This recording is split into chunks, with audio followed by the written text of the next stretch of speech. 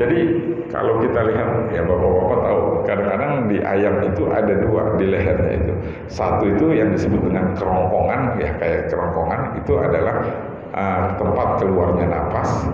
Kemudian ada di belakang hulkumnya itu yang kayak usus besar itu adalah tempat madrot ta'am. Ini harus putus dua-duanya. Nggak boleh ada yang tersisa. Kalau hulkumnya putus, tapi marinya masih kesisa, itu nggak halal. Meskipun dia mati, tidak halal. Makanya saya pernah juga tuh dikirimin itu ya, tanya ini bagaimana nih pemotongan. Urat ininya marinya masih nyangkut, masih nggak putus, bahasanya bisa disangkutin tuh palanya di lehernya, karena ya itu bagaimana pemotongannya seperti itu. Haram itu ya kita makan itu ayam, meskipun itu ayam. Makanya hati-hati banget lah ya, karena pentingnya di sinilah mengkonsumsi sesuatu yang halal. Jadi harus putus hukumnya, urat saluran napasnya itu harus putus, nggak boleh ada sedikit pun tersisa. Dan juga marinya, urat atau otot tempat masuknya jalur makanan dan minumannya itu juga harus putus, tidak boleh tersisa. Ma asaba min musibatin illa bi'idznillah wa man yu'min billahi yahdi qalbah wallahu bikulli syai'in alim wa ati'u Allah wa ati'u Rasul.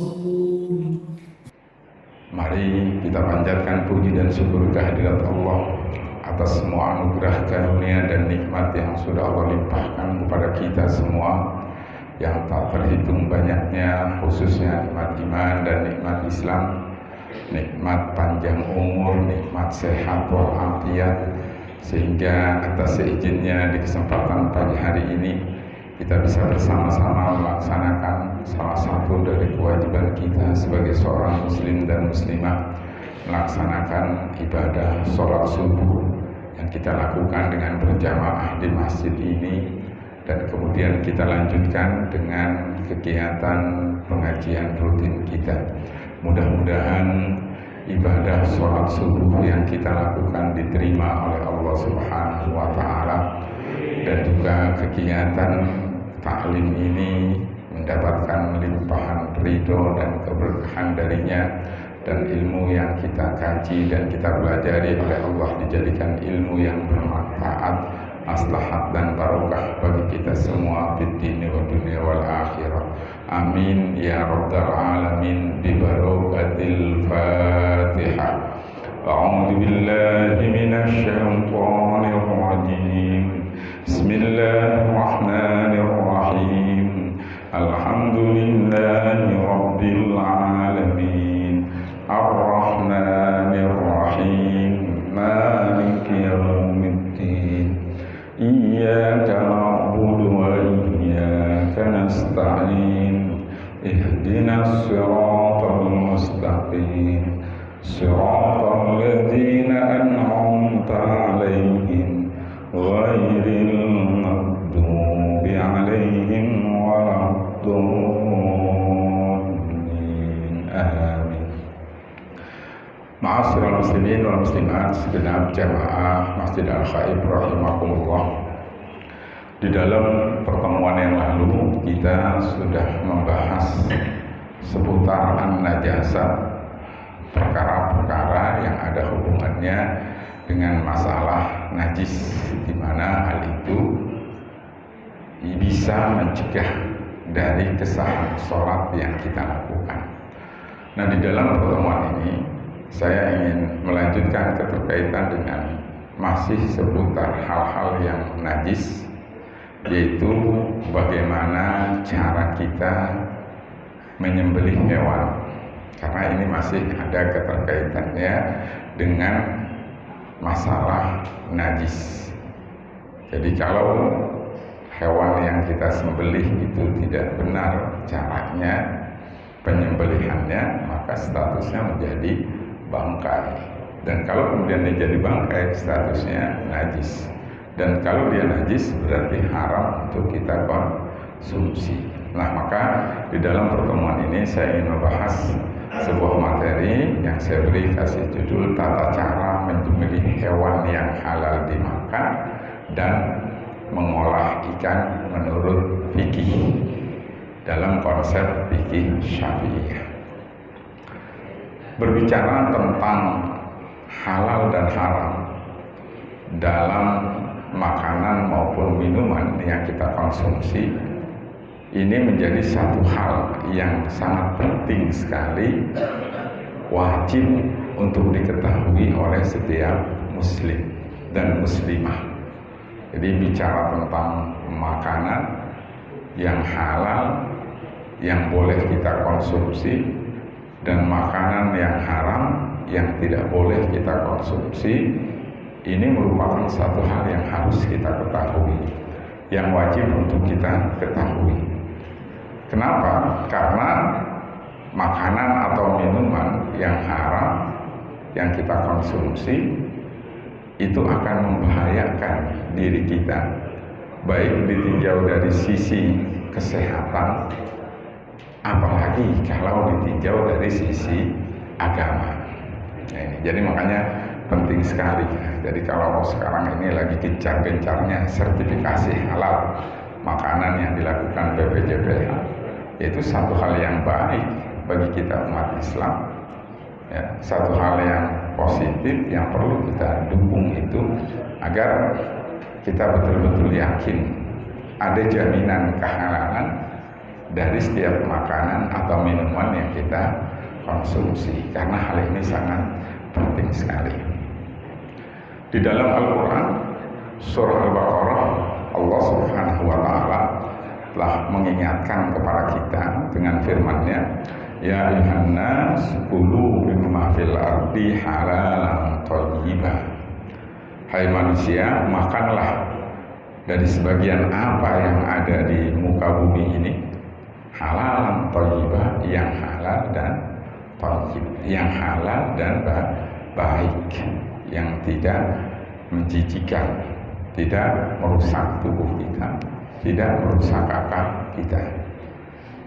Nah, kata Imam Al-Hafidz Ibnu Katsir di dalam kitab tafsir, beliau katakan, "Fadzakara fi maqamil imtinan annahu abaha lahum ayyakulu mimma bil ardi bihali kaunihi halalan min Allah thayyiban ay mustaqaban fi nafsihi ghairu darin lil abdan wala lil ukul."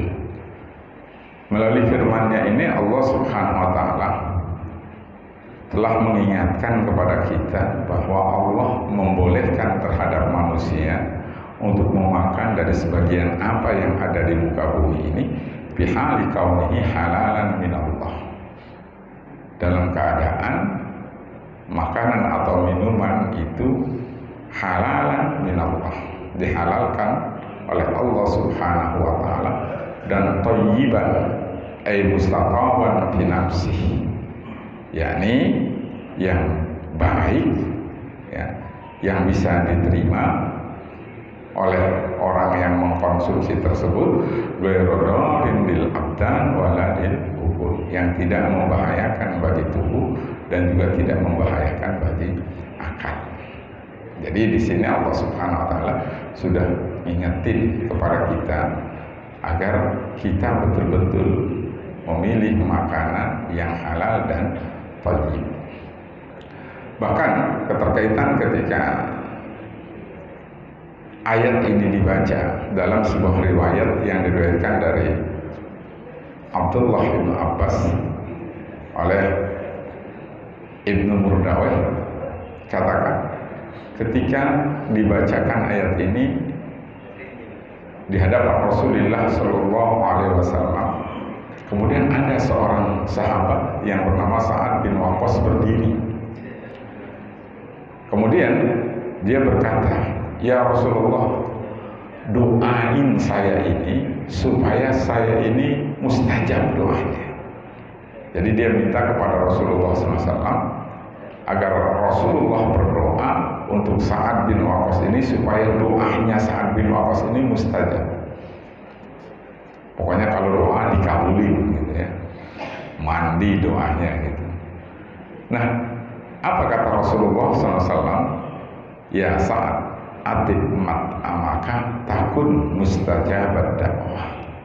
Hai Sa'ad, atib mat'amaka, perhatikan makanan itu agar makanan yang halal dan thayyib, makanan yang halal dan baik. Takun mustajabat dakwah, maka engkau akan mustajab doanya. Nah, jadi kalau kita pengen doanya mustajab, ya perhatiin makanan kita, minuman kita, agar apa yang kita makan dan kita minum adalah sesuatu yang halalan thayyibah. Jadi kalau kita doa kayaknya nih belum dikabulkan sama Allah, nah ini jangan lupa perhatiin, jangan-jangan ada yang salah dimakan gitu ya. Ada yang salah mungkin kita konsumsi, sehingga ini membuat doa kita tertahan. Nah kemudian di dalam hadis itu Rasulullah SAW bersabda, kata Nabi, walladzi nafsu Muhammadin biyadi innar rajul la yakdzibu matal haram fi jawfihi ma yataqabbalu minhu arba'ina yawman. Kata Nabi, demi zat yang jiwa Muhammad itu berada di dalam genggaman kudrah dan iradahnya, sesungguhnya seorang laki-laki tidaklah dia memasukkan satu suapan al-haram, benda yang haram, bijauhihi, ke dalam perutnya, ma yataqabbalu minhu arba'ina yawman, maka itu menjadi penyebab doanya tidak akan diterima selama 40 hari. Nah, ini berarti sangat penting sekali kita memperhatikan apa yang kita konsumsi, apa yang kita makan, apa yang kita minum, jangan sampai dari sesuatu yang diharamkan oleh Allah Subhanahu wa Ta'ala. Baik itu haram secara jatiyahnya, bendanya, barangnya, memang sesuatu yang diharamkan oleh Allah Subhanahu wa Ta'ala, yang nggak boleh kita konsumsi, nggak boleh kita makan, nggak boleh kita minum, ataupun haram cara memperolehnya.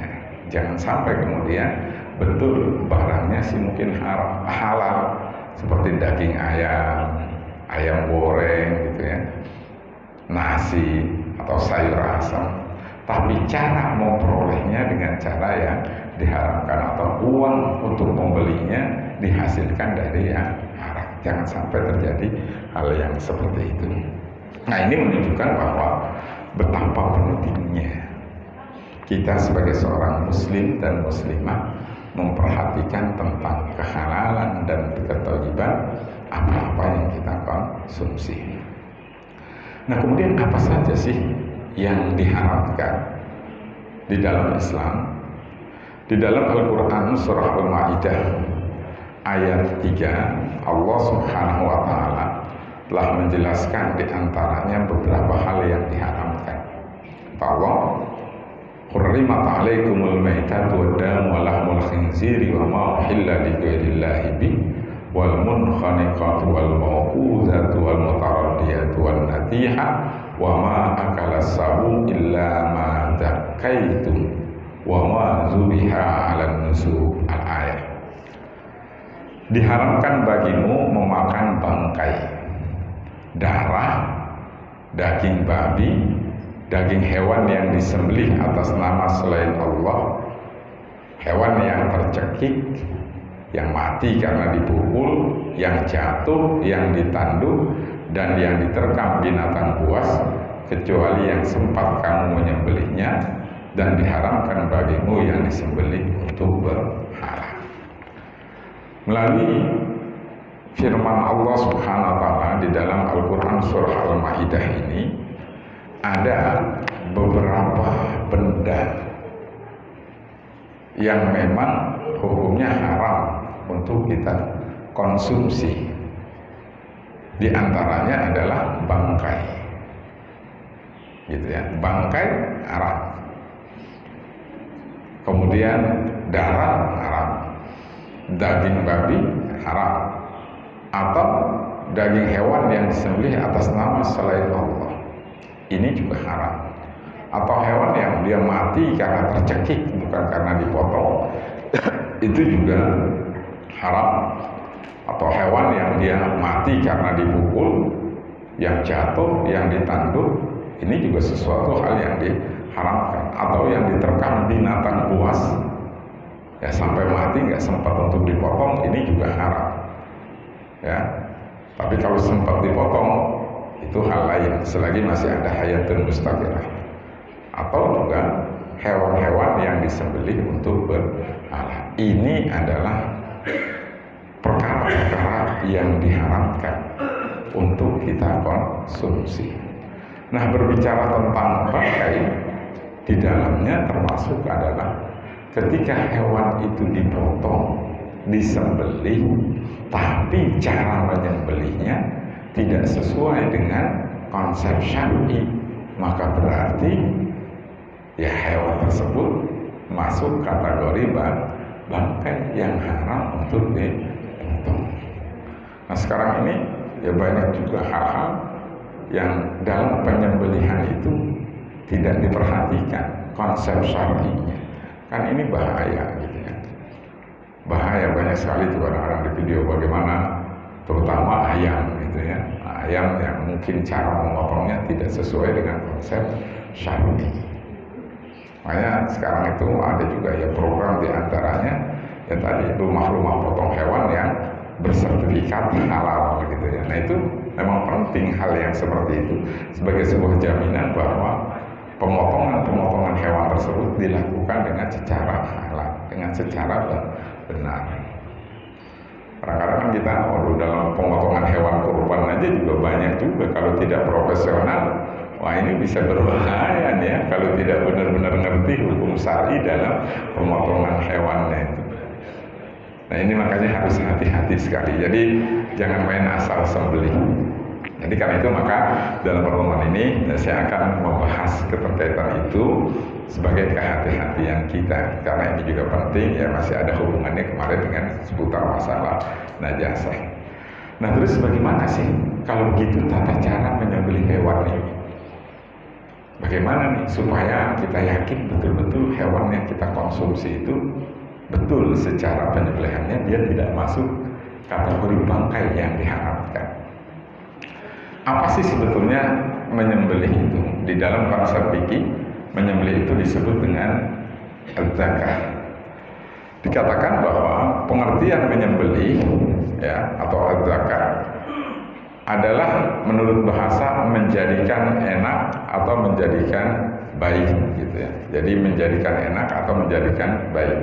Az-zakah lughatan at-tatib lima fihi min tatyibi akil lahmi al-madbuh ay bisababi khuruji damihi min hubid jabhi.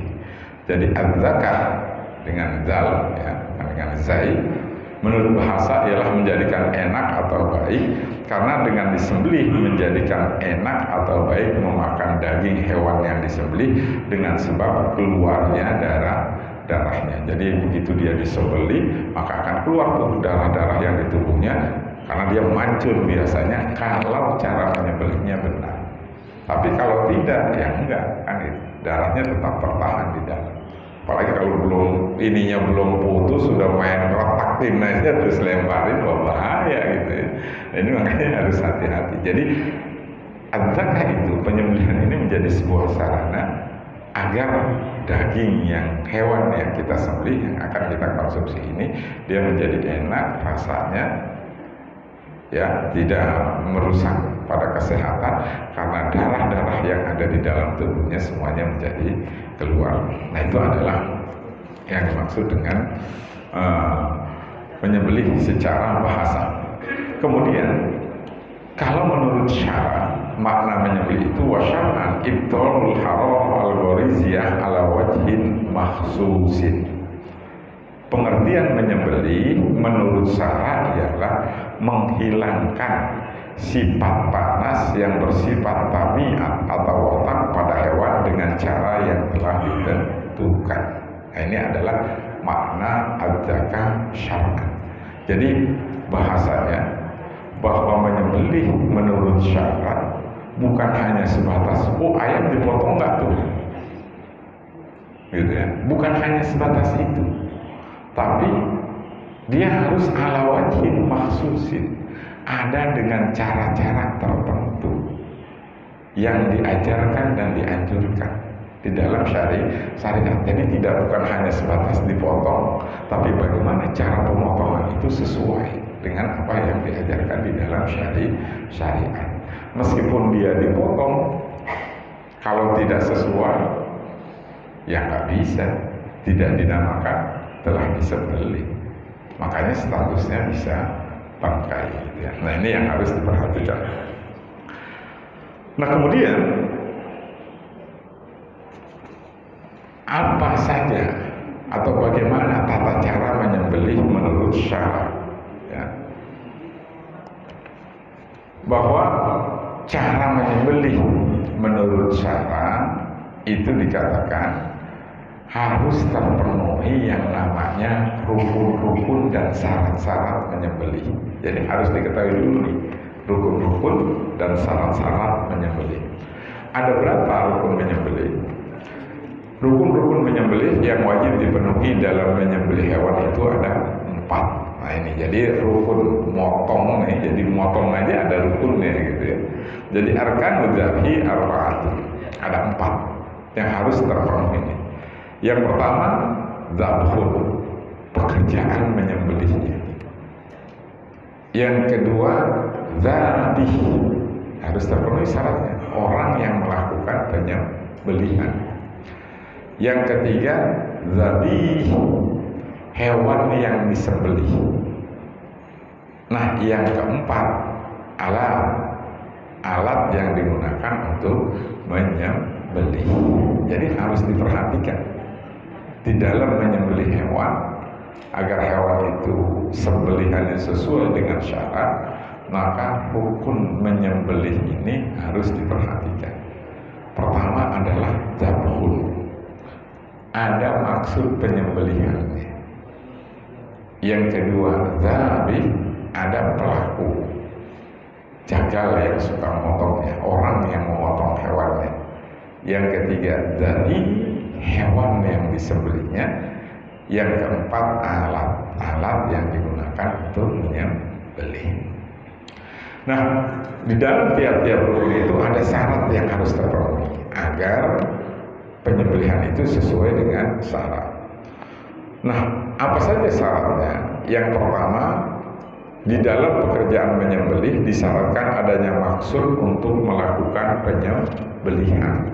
Nah ini jadi ketika orang mau menyembelih gitu ya disyaratkan memang hewan tersebut sengaja mau dipotong. Wasurita bidzabhi qasdun, disyaratkan di dalam menyembelih itu ada qasdun, unsur kesengajaan, ada maksud. Kalau tidak ada maksud ya nggak halal. Contohnya yang nggak ada maksud, dia lagi nebang pohon pisang. Wah, dia lagi nggak tahu nebang pohon pisang, ternyata di balik pohon pisang itu ada ayam. Itu begitu dia tebang nih pohon pisang, sekalian kena ayamnya dan kena lehernya. Betul, putus. Waduh, ada ayam. Lihat, wah ketebas lehernya putus.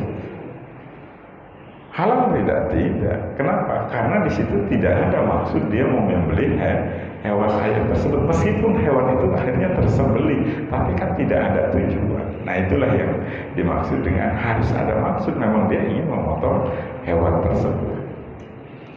Jadi atau dia lagi ngibas-ngibasin atau lagi ngelemparin apa nih, belajar ngelemparin pisau, yang terkena kok ayam, lehernya seperti itu ya, terpotong.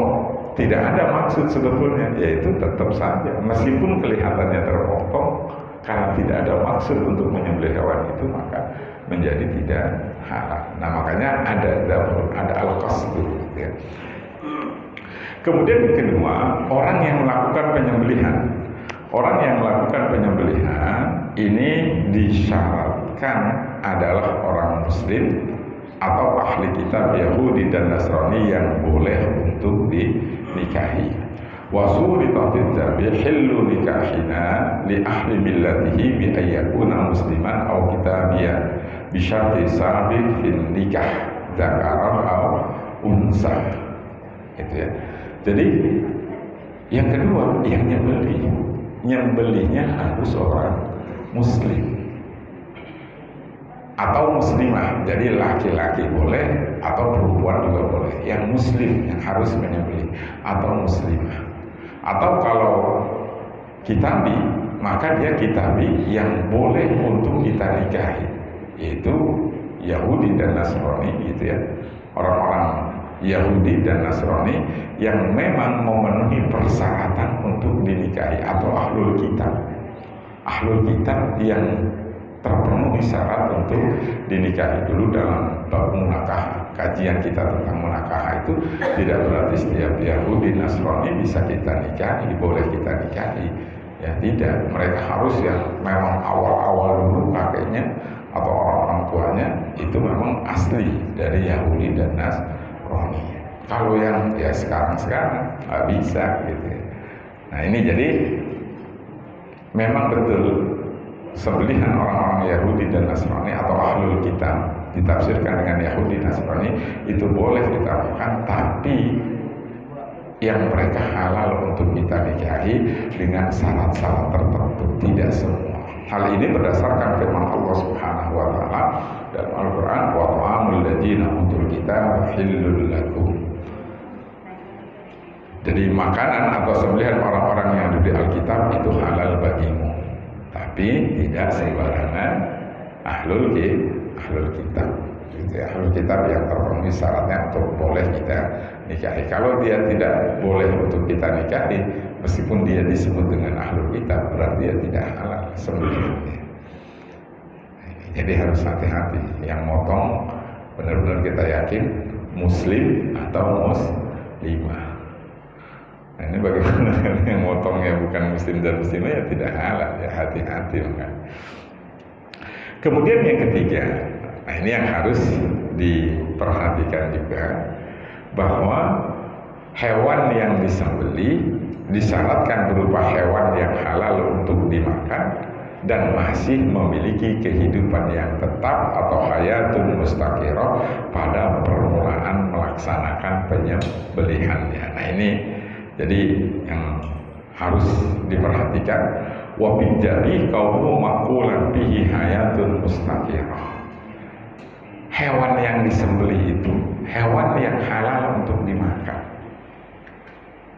dan juga masih ada hayatun mustaqirah, tanda-tanda kehidupan yang tetap.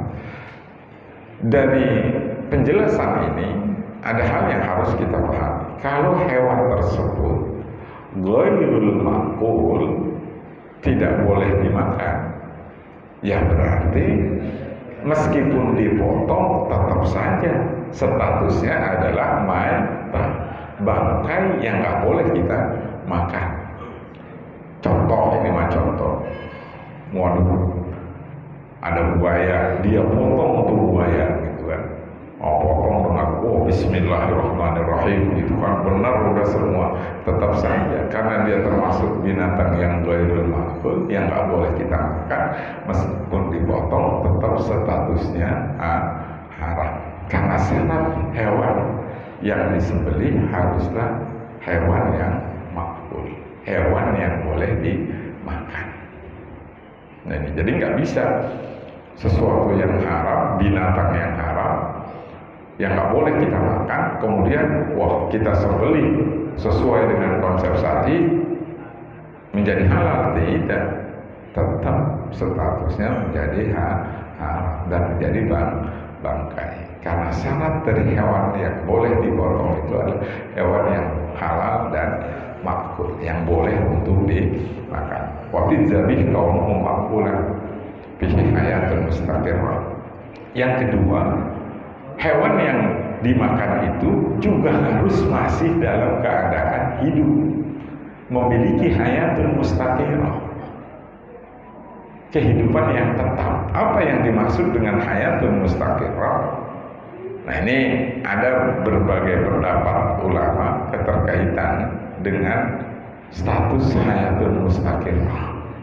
Nah ini biasanya kadang-kadang sering nih ada motong, terutama juga dalam pemotongan hewan kurban, kadang-kadang dipotongnya ada yang sampai berkali-kali gitu ya. Atau juga mungkin orang motong ayam masih hidup aja, ini bagaimana nih? Bisa nggak dipotong lagi? Boleh nggak dipotong lagi?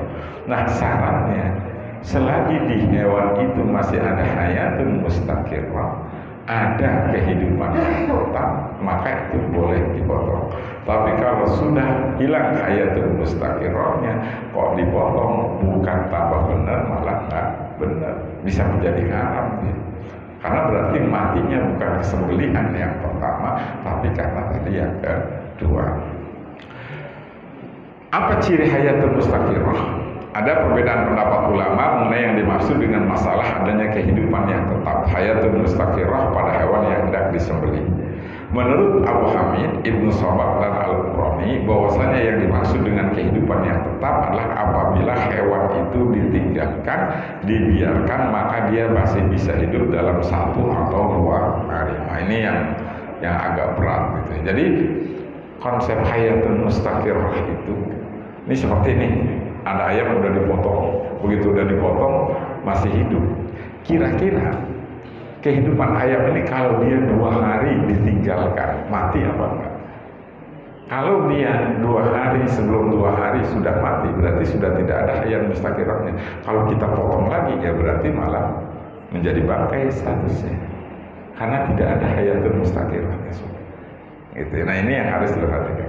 Makanya kenapa para ulama mengatakan jangan sampai motong ayam itu atau apa itu berkali-kali, diangkat, dibalik lagi gitu kan. Ngangkat ayam itu kan pisaunya, dipotong serut, diangkat, kemudian dia balikin lagi, diangkat, dia balikin lagi.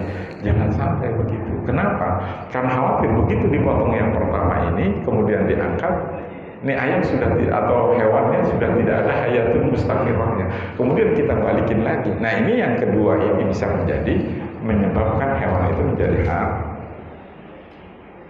menjadi bangkai dia. Kenapa?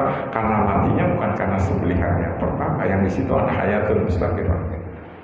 Terus boleh nggak dibalikin begini? Boleh, dengan catatan begitu dia dibalikan ini hewan masih memiliki hayatun mustaqirrah. Itu dipotong, mungkin lepas atau apa gitu ya, diambil lagi, dibalikin lagi, boleh dengan catatan hewan yang masih ada hayatun mustaqirrah. Kalau tidak ada hayatun mustaqirrahnya nggak boleh. Nah, ini makanya harus hati-hati dalam memotongnya. Nah berkata Ibnu Sobat, bahwasanya yang dimaksud dengan kehidupan yang tetap adalah apabila hewan itu ditinggalkan atau dibiarkan, maka dia masih bisa hidup 1 hari atau setengah hari. Nah ini di dalam kitab Kifayatul Azhar ya, dalam kitab Kifayatul Ahya juz 2 halaman 224, di sana dijelaskan tentang pandangan terhadap hayatun mustaqirrah yang menjadi landasan kebolehan kita dalam memotong hewan yang kita sembelih. Nah ini jadi harus hati-hati ya, keterkaitan dengan hayatun mustaqirrah. Tanbihun la budda fil madbuh ayyakuna fi hayatun mustaqirrah. Ya. Falau intaha ila harakatil madbuh lam yahil. Kalau sampai kepada harakatil madbuh, gerakan itu gerakan dia yang memang setelah disembelih, maka kemudian mau dipotong lagi, lam yahillah, maka dia tidak menjadi halal. Makanya hati-hati ya, apalagi maaf tadi bebek kita motong, habis potong masih kelepek-kelepek, masih apa, kita masukin ke air panas karena pengen buru-buru. Hati-hati, kalau matinya penyebabnya karena dia direndam di air panas, maka itu menjadi tidak halal, menjadi bangkai. Makanya ya kalau motong itu baiknya setelah kita potong, kita yakin itu, kita biarkan saja sampai dia mati karena memang dipotong itu, bukan mati karena yang lain gitu ya. Nah, ini harus hati-hatinya di situ gitu ya. Yang dimaksud dengan kehidupan yang tetap adalah masih adanya ruh di dalam tubuhnya, jasadnya, dan dia masih bisa melihat dan mengeluarkan suara dan melakukan gerakan yang terkontrol. Nah ini pengertian ciri-ciri hayatun mustaqirrah di dalam kitab I'anatul Talibin juz 2 halaman 4343. Jadi ciri-ciri hayatul mustaqirrah itu apa? Bukannya ayam itu kelompok-kelompokan masih ada rohnya ini namanya bisa saja harakatul maju. Dia masih bisa diam sebentar, begitu dia diam dia masih seolah-olah bisa ya melihat, masih bisa bersuara, mungkin ngokong dan lain sebagainya, masih terkontrol. Nah ini boleh baru kita potong. Tapi kalau kelompok-kelompok masih begitu aja, jangan langsung kita potong. Kadang-kadang kan kita begitu, waktu ada ayam ketabrak, kelompok-kelompok cepat potong langsung, jangan gitu ya. Khawatir kelompok-kelompoknya dia itu adalah sampai pada harakatul madu. Jadi yang kalau dibiarin memang dia bisa mati kan itu. Berarti kita potong juga ya tetap saja tidak berpengaruh, karena matinya bukan karena potongannya, karena memang di awal dia sudah sampai harakatul madu, sampai mau mati gitu ya. Nah, tanda-tandanya adanya hayatul mustaqirrah, sedangkan mengenai tanda-tanda masih adanya kehidupan yang tetap dapat diketahui dari adanya tanda-tanda berikut ini. Yang pertama, adanya gerakan yang keras setelah disembelih. Jadi begitu dia dipotong, disembelih, hewan ini masih bisa bergerak dengan gerakan yang keras. Berarti itu masih ada hayatul mustaqirrah. Yang kedua, memancar dan menyembur darahnya setelah disembelih. Nah ini adalah ciri-cirinya. Jadi begitu dipotong, darahnya ini masih kuat ya, masih keluar gitu ya dengan ketika disembelih. Nah itu berarti masih ada hayatul mustaqirrah. Nah ini adalah ciri-ciri dari adanya hewan tersebut masih memiliki hayatul mustaqirrah, kehidupan yang tetap, yang bisa untuk disembelih, boleh untuk disembelih. Tapi kalau sudah pada hayatul madbuh atau harakatul madbuh, dia memang udah mau mati gitu ya, kok dipotong lagi disembelih, tetap saja tidak halal gitu ya, kalau tidak ada hayatul mustaqirrahnya. Karena syaratnya tadi di hewan yang disembelih harus hewan yang halal dan dia masih memiliki hayatul mustaqirrah, ya, kehidupan yang tetap, masih ada ruhnya gitu ya. Nah kemudian setelah syarat orang yang nyembelih, adanya tujuan dalam penyembelihan, syarat hewan yang disembelihnya, kemudian selanjutnya adalah alat yang digunakan. Ini juga harus hati-hati. Nah, apa syarat alat yang digunakan itu? Wasurita fil alah kaunuha muhaddadah tajrahu kahadidin. Alat yang digunakan untuk menyembelih disyaratkan berupa benda yang tajam yang dapat melukai, seperti benda yang terbuat dari besi boleh. Jadi syarat alatnya ini benda yang tajam yang bisa melukai kita gunakan itu. Baik itu yang terbuat dari besi ya, atau dari bambu. Kalau nggak ada besi nih tapi ada bambu itu kan bisa itu ditajemin apa-apa. Atau kaca boleh, batu boleh, dan lain sebagainya selain benda yang terbuat dari tulang seperti gigi dan kuku, itu nggak boleh. Wah dia punya kukunya panjang tajam tuh, biar diginiin aja pakai kukunya bisa putus tuh leher ayam atau leher binatang, nggak boleh motong pakai kuku. Tapi kalau pakai kaca ya, bambu atau apa yang sejenisnya ya, batu yang dia tajemin boleh gitu ya. Hal ini berdasarkan hadis Rasulullah SAW, kata Nabi, ma'an harada wa dzukira Rasulullah alaihi wa quluhu laysa sinna wa dzufar. Benda-benda yang dapat mengalirkan darah dan disebutkan nama Allah atasnya, maka makanlah olehmu selagi benda itu bukan berupa gigi dan kuku. Nah ini jadi harus diperhatikan tuh alat untuk memotongnya. Nah itu adalah rukun-rukun dari menyembelih yang harus terpenuhi. Kalau sekarang rukunnya sudah terpenuhi, ada orang yang siap nyembelihnya, hewannya sudah terpenuhi, hewan halal yang mau disembelih, entah itu ayam, kambing atau apa, kemudian sudah siap, alatnya juga sudah siap, gitu ya. Terus bagaimana cara menyembelihnya? Nah ini yang harus juga diperhatikan. Nah ini nanti ada tata cara menyembelih tersendiri. Tata cara menyembelih hewan. Nah Nah, sekarang tata cara menyembelih hewan. Tata cara menyembelih hewan itu terbagi kepada dua bagian. Jadi ada dua bagian. Yang pertama, saya pakai yang tidak standar dulu, gitu ya. Adalah hewan yang tidak bisa dikuasai atau hewan yang liar. Karena ini yang lebih gampang, gitu ya. Jadi kalau hewan tersebut hewan liar yang nggak bisa dikuasai, maka tata cara menyembelihnya dengan melukai di tempat mana saja dari bagian anggota tubuhnya yang dapat mematikannya. Itu kalau hewannya adalah hewan liar. Waqat tubarihi aikot tubari takduri alaih bi ayyi mahalin kana min. Ya seperti hewan buruan, binatang buruan. Ya di mana saja tempatnya yang di situ memang bisa dilukai, entah di pahanya atau apa, yang ketika dia dipanahkah atau apa, kemudian langsung mati, menjadi halal. Karena memang dia binatang liar, hewan liar, jadi tidak harus di leher. Itu kalau hewannya adalah hewan liar yang tidak mampu untuk dikuasai, ghair maqdurillah. Maka di tempat manapun dia dilukai yang bisa membuat dia mati, maka itu hukumnya halal. Gitu ya, itu hewan liar. Nah sekarang kalau hewan itu hewan yang dikuasai, nah ini yang menjadi bahasan kita berkaitan dengan menyembelih. Maka tata cara menyembelihnya ada dengan memotong sampai putus saluran nafas, hulkum, dan saluran makanannya, marinya. Nah ini jadi fadzabu qatu hulkum, aikul hulkum, maksudnya semua. Hulkum itu apa sih? Hulkum itu adalah saluran nafas, wa huwa majrun nafas, wa mari wa huwa majrut ta'am, dan juga marinya yaitu saluran makan, kulul mari. Jadi kalau kita lihat, ya bapak-bapak tahu, kadang-kadang di ayam itu ada dua di lehernya itu.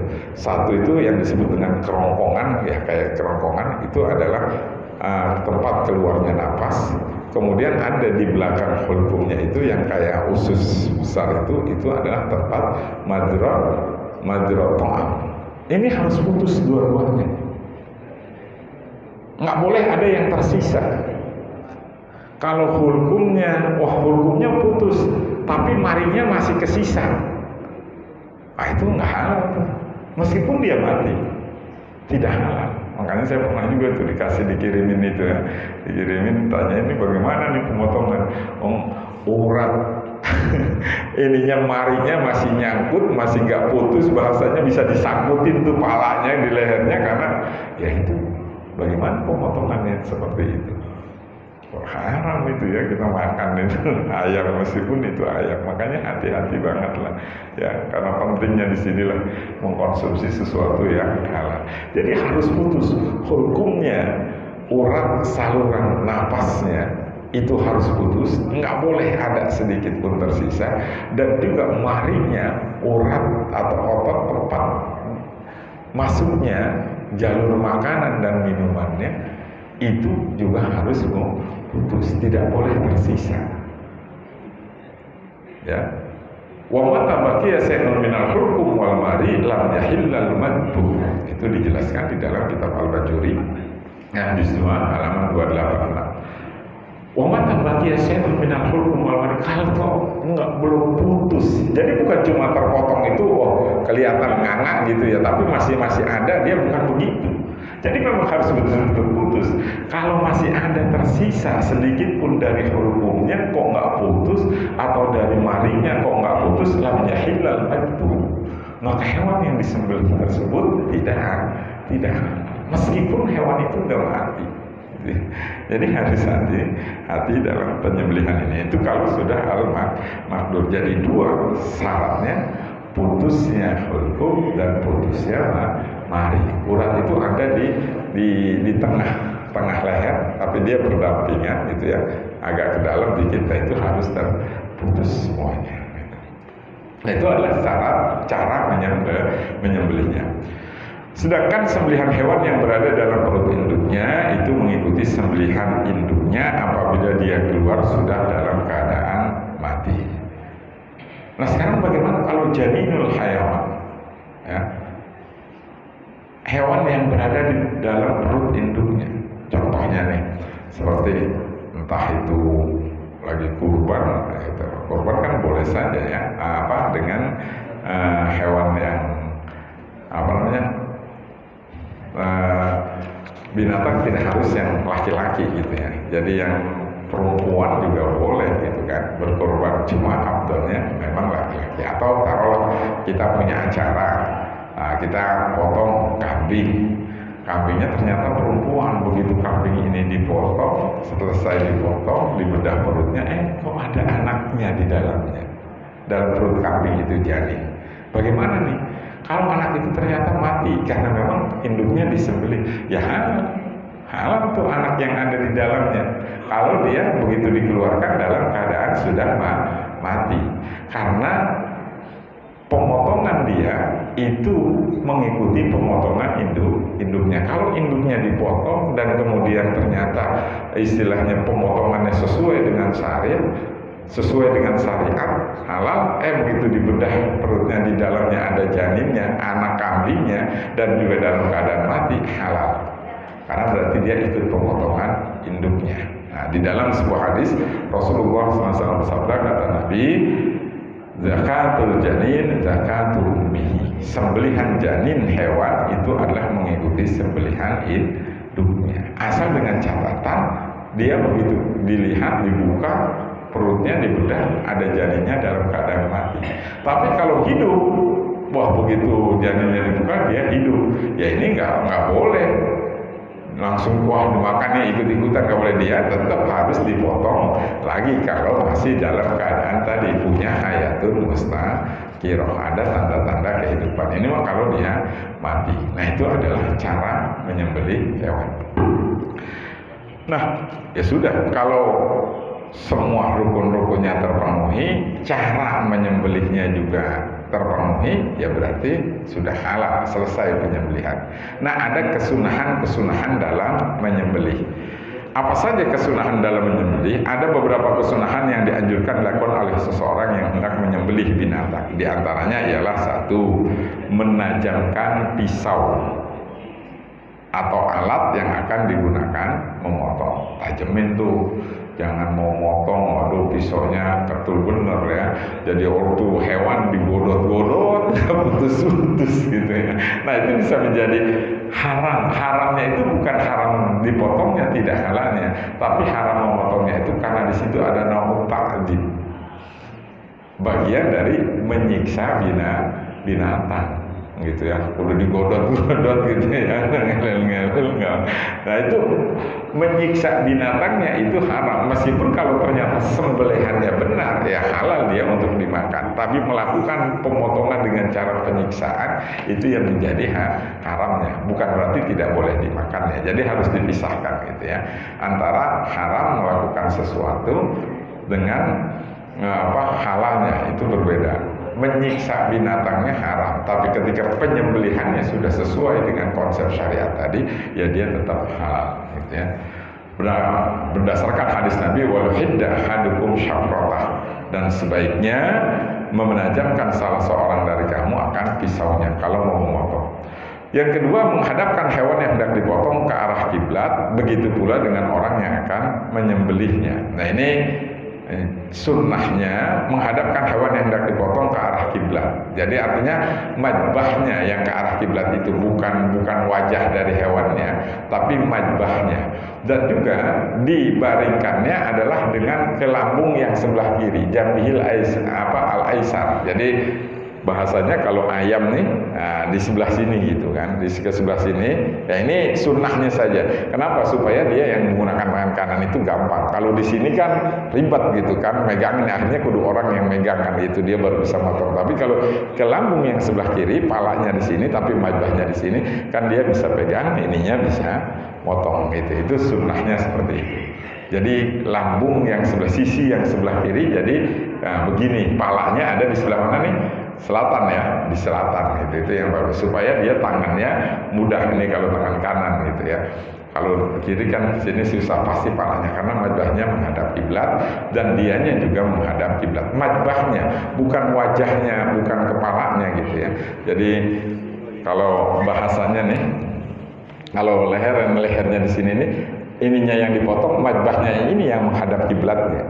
Kalau wajahnya nggak mungkin, karena kalau wajahnya nanti ngadep kiblat dia begini gitu ya. Jadi motongnya malah nggak ngadep kiblat gitu ya.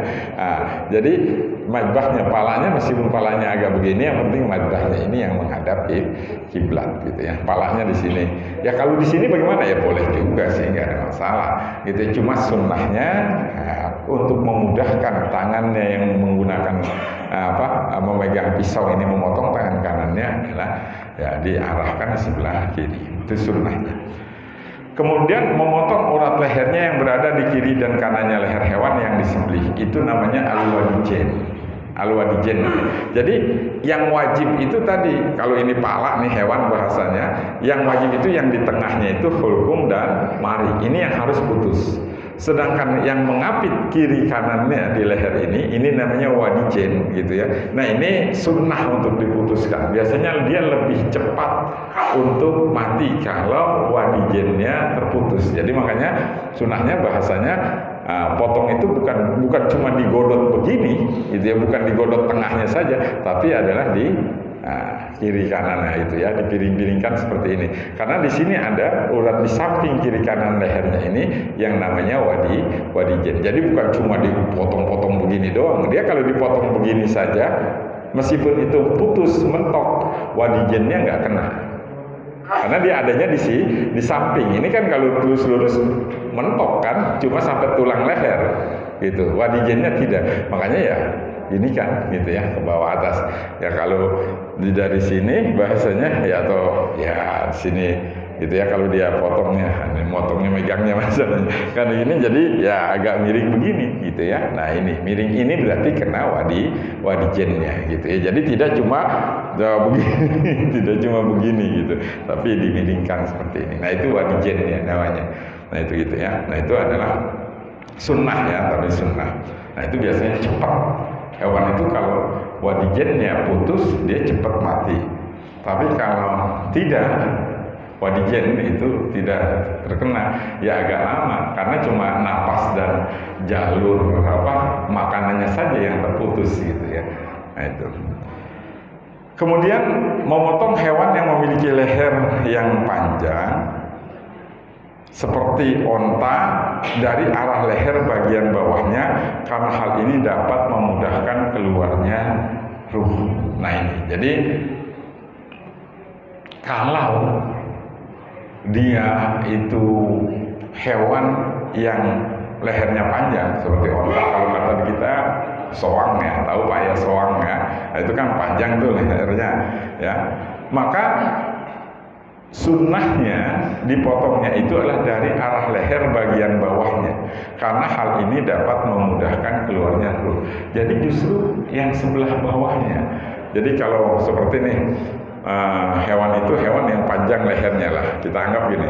Jadi ini palanya, lehernya panjang sampai sini. Maka supaya cepat ruhnya ini keluar, cepat mati, itu dia leher yang bagian bawah yang dipotong.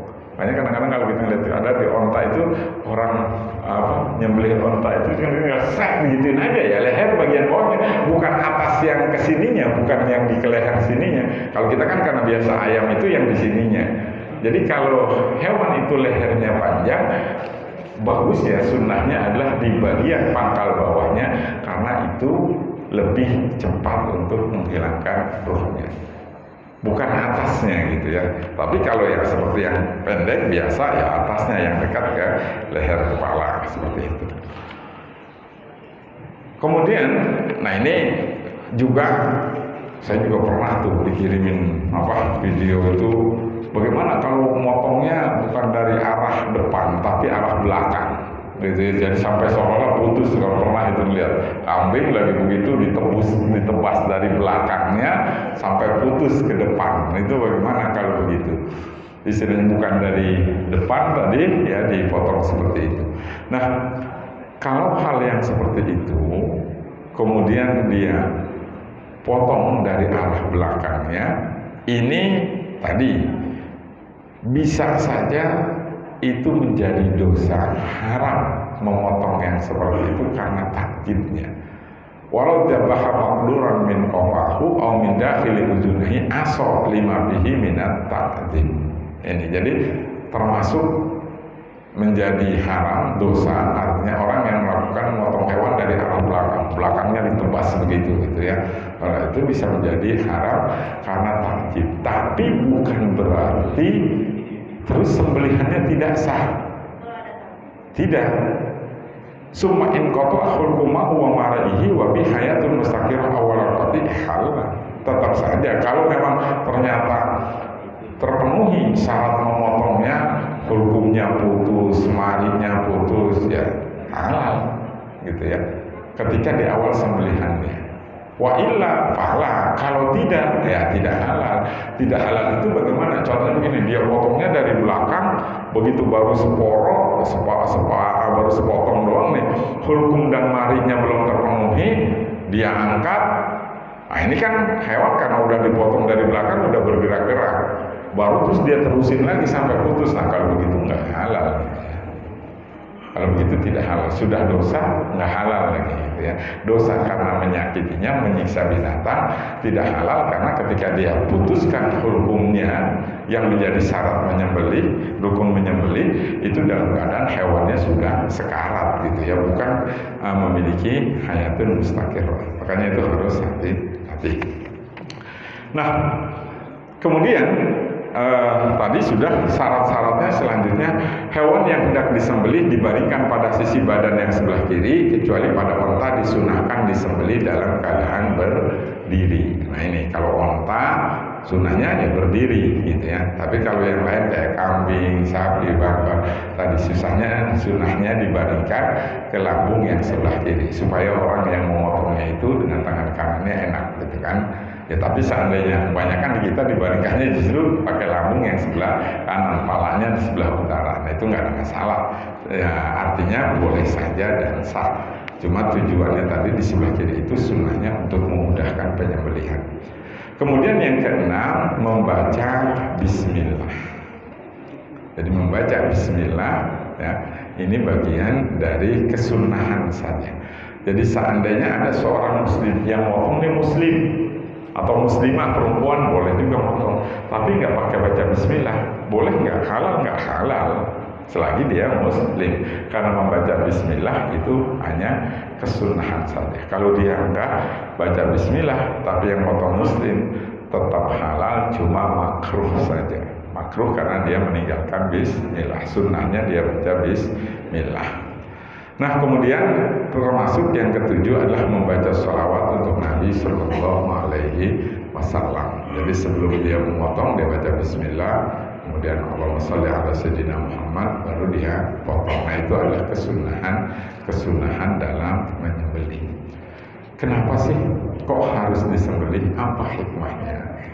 Di dalam kitab Qalyubi wa Umairah dikatakan, wa hikmatu dzabhi tamyizu halalil lahmi min haram. Hikmah diwajibkannya menyembelih hewan adalah untuk membedakan antara hewan yang halal untuk dimakan dagingnya dan yang haram untuk dimakan. Nah, itu adalah hikmahnya, tujuannya. Makanya ya kalau nyembelihnya nggak benar, meskipun namanya disembelih atau namanya dipotong, waktu ayam dipotong udah, tapi nggak benar cara motongnya, maka statusnya tetap menjadi bangkai yang haram untuk kita makan karena statusnya najis. Nah, di dalam konsep fikih Syafi'iyah keterkaitan najis itu ya bangkai ini ya termasuk hewan-hewan yang la salah saila, yang nggak punya darah yang mengalir pun tetap kalau dia bangkai hukumnya adalah najis. Itu akama itatin waronah wajubabin bimana lab salahu sailatun. Nah itu tetap hukumnya adalah najis gitu ya. Nah ini kalau dia sudah bangkai, meskipun itu ya seperti bangkai lalar kan nggak punya darah yang mengalir, ya kalau dia sudah bangkai, meta tetap hukumnya najis. Nah ini adalah keterkaitan seputar dengan cara penyembelihan hewan yang halal dimakan agar betul-betul sesuai dengan syar'i, sehingga penyembelihannya dianggap sah dan hewan yang disembelih itu halal untuk kita makan. Kalau tidak terpenuhi syaratnya, ya menjadi haram meskipun namanya disembelih. Gitu ya. Nah ini kan hati-hati. Nah selanjutnya di dalam materi ini juga saya masukkan, nanti materinya sudah saya kirim ke Pak Hadis, kalau ada yang mau silahkan gitu ya. Adalah, nah ini untuk ibu-ibu nih harus hati-hati ini mengolah ikan. Nah itu ya, jadi di dalam materi ini saya sampaikan juga cara mengolah ikan. Loh, apakah penting mengolah ikan? Ya, juga harus hati-hati dalam masalah pengolahan ikan. Nah, bangkai ikan hukumnya adalah suci dan halal untuk dimakan. Betul, ikan kan bangkainya halal. Ngapain terus kita cara ngolahnya? Udah halal kok, betul memang bangkai ikan adalah halal. Hal ini berdasarkan hadis Rasulullah SAW, "Uhillat lana maitatani wa damani as-sama wa jarad wa kabid wa tohar." Dihalalkan bagi kita dua bangkai, yaitu bangkai ikan dan belalang. Hadisnya riwayat Ibnu Majah dari Ibnu Umar. Nah, benar bangkai ikan itu halal, tapi harus hati-hati. Darah ikan, kalau itu darahnya yang mengalir, maka itu juga menjadi najis gitu ya. Jadi makanya hati-hati gitu ya. Dikatakan wadamu bahwa najsun walau salah min samakin, dan darah maka itu hukumnya najis walau salah min samakin, meskipun darah itu adalah darah yang mengalir dari ikan. Jadi kalau darah itu dia mengalir, maka itu termasuk hukumnya adalah najis, yang nggak boleh. Makanya hati-hati cara nyuci ikan. Benar ikannya bangkainya halal, tapi baik-baik kalau kita potong-potong kemudian ada darahnya yang masih mengalir, nah ini najis ini. Makanya nyuci ikan ya hati-hati, jangan sampai kemudian bercampur dengan darahnya yang najis. Makanya orang-orang tua dulu itu ya, kalau nyuci ikan itu jangan dibaskom ya, yang airnya nggak mengalir, ditumpukin semua, akhirnya darahnya keluar. Nah ini darahnya menjadi najis, meskipun bangkai ikannya betul halal, tapi darahnya menjadi najis. Jadi dicuci dengan air najis dia. Makanya harusnya adalah yang mengalir atau yang bolong gitu ya. Jadi kalau disiram dari atas, darahnya keluar, udah ke bawah mengalir gitu ya. Nah ini harus hati-hati. Kemudian apabila ikan tersebut ikan yang kecil seperti ikan teri, maka makruh untuk dipotong dan boleh dimakan tanpa terlebih dahulu membersihkan kotoran yang ada di perutnya dengan alasan sulitnya untuk dibersihkan. Nah ini keterkaitan dengan kotoran ikan. Apakah kotoran ikan itu najis? Iya, gitu ya. Menurut pendapat yang kuat, kotoran ikan itu termasuk najis. Karena itu maka ya harus dibersihkan. Tapi kalau ikan itu ikan yang kecil, maka boleh untuk tidak dibersihkan. Alasannya adalah litanqiyatihi mafihi, karena sulitnya untuk membersihkan. Nah, kalau ikan teri tadi ada tainya, dibuangin semua ya tinggal palanya doang gitu. Sisa badannya mengecil gitu ya. Nah ini tapi kalau yang gede-gede buang dulu kotorannya gitu ya. Apabila ikan tersebut ikan yang besar yang lama matinya, maka sunnah untuk dipotong. Begitupun, jadi sunnah untuk dipotong kalau ikan tersebut ikan yang besar dan lama matinya. Menurut Al-Bujarimi memotongnya dari ekornya. Kalau ikan tersebut tidak menyerupai hewan darat yang boleh dipotong. Tapi kalau ikan tersebut menyerupai hewan darat yang boleh dipotong, maka dipotong dari lehernya. Nah, itu cara cepat matiin ikan seperti itu. Apabila ikan tersebut ikan yang besar, maka sebelum dimasak atau dimakan wajib terlebih dahulu dibersihkan kotoran yang berada di dalam perutnya, karena kotoran ikan yang besar menurut pendapat yang kuat hukumnya adalah najis. Darah yang mengalir dari ikan hukumnya adalah najis sebagaimana darah-darah yang lainnya. Kemudian bagaimana nih kalau ikan itu masih hidup, langsung aja nggak soal bapaknya buru-buru nih udah lapar aja, ribut cepat masak, lapar, akhirnya tuh ikan baru diolahin masih gelepek-gelepek langsung digoreng aja, bagaimana tuh ya. Di sini dijelaskan bahwa ada perbedaan pendapat ulama tentang hukum memasak atau menggoreng ikan yang masih dalam keadaan hidup. Dikatakan bahwa Wa qal yuhayyin ay wa yukrahu qal yuhayyin min samakin aw jarabin wa mislu qal yansai wa qila yahrumu dzalika lima bihi minat ta'dzim. Ada yang mengatakan makruh. Jadi makruh kalau ikannya masih hidup, udah diolahin masih hidup, langsung saking pengen buru-buru langsung digoreng atau dibakar, atau masih retak-retak itu makruh hukumnya. Tapi ada yang berpendapat haram. Bukan berarti haram itu menjadi tidak halal dimakan, bukan, tetap ikannya halal untuk dimakan. Tapi melakukan lima bihi minat ta'dzim, seolah nyiksanya itu yang menjadi haram perbuatannya. Kalau ikannya tetap halal untuk dimakan. Nah ini adalah dalam pengolahan ikan. Jadi harus hati-hati. Baik, ma'asyiral muslimin wal muslimat segenap jamaah Masjid Al-Khair rahimakumullah.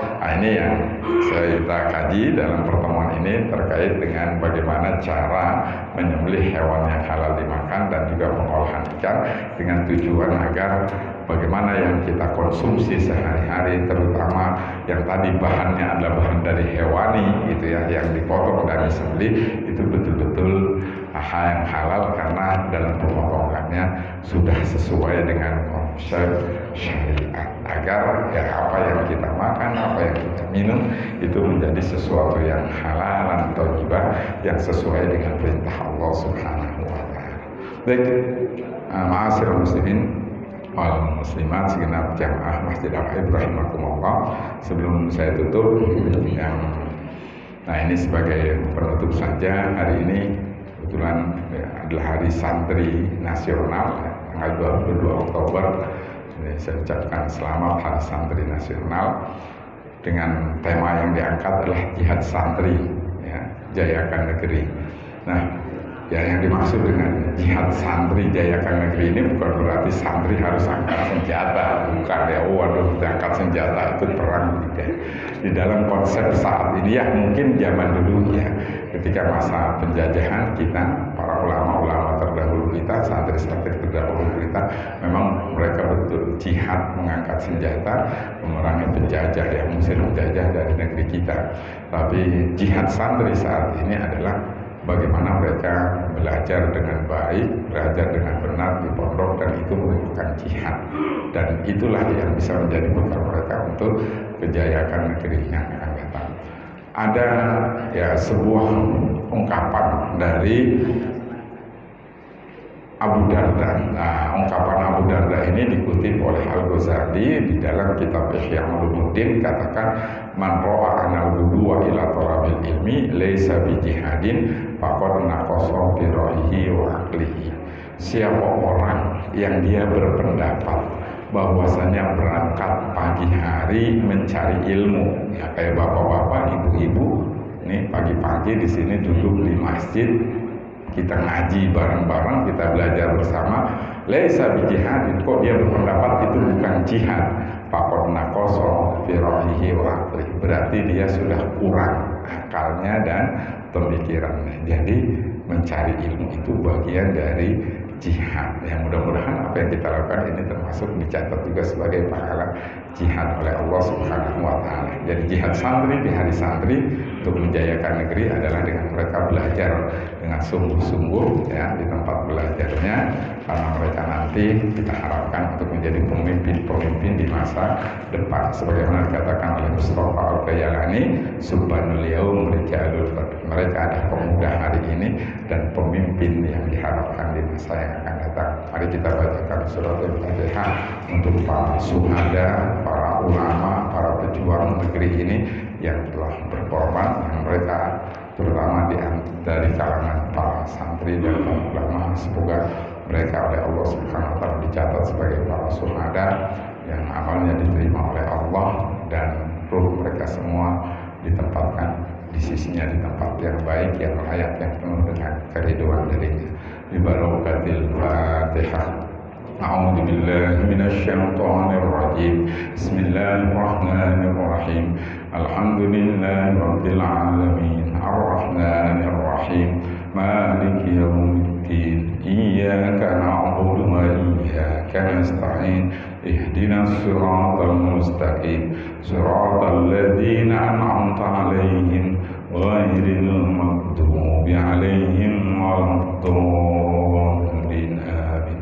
Dan sekali lagi kita bacakan surat Al-Fatihah, kita doakan, kita khususkan untuk saudara-saudara kita kaum muslimin di Palestina yang mereka sedang berjuang untuk memerdekakan bangsa mereka dari penjajahan Zionis. Kita doakan mudah-mudahan mereka, para saudara-saudara kita kaum muslimin khususnya di Palestina, diberikan perlindungan oleh Allah Subhanahu wa taala, diberikan keselamatan, mereka diberikan kekuatan dalam berjuang, diberikan pertolongan oleh Allah Subhanahu wa taala sehingga mereka bisa mengalahkan musuh-musuhnya, mengusir penjajah dari negeri mereka, dan mereka diberikan kemerdekaan oleh Allah Subhanahu wa taala. Dan mudah-mudahan perang ini juga segera ada jalan keluarnya, terwujud kedamaian dengan tanpa ada yang dizolimi.